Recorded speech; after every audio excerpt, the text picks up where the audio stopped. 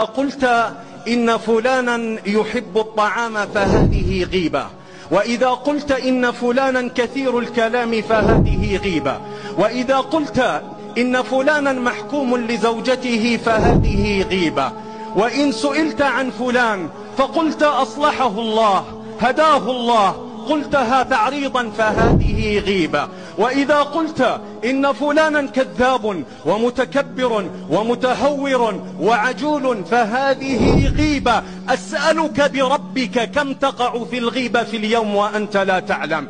كم من بيوت دمرت بسبب الغيبة، وكم من نساء طلقت بسبب الغيبة، وكم من أزواج سجنت بسبب الغيبة، وكم من نساء أملت بسبب الغيبة، وكم من أطفال يتمت بسبب الغيبة، وكم من مشاجرات وقعت بسبب الغيبة، وكم من أرزاق وقعت وقطعت بسبب الغيبة. يا مسلم، لسانك إما أن يأخذك إلى الجنة وإما أن يأخذك إلى النار، ما من كلمة إلا وهي مكتوبة.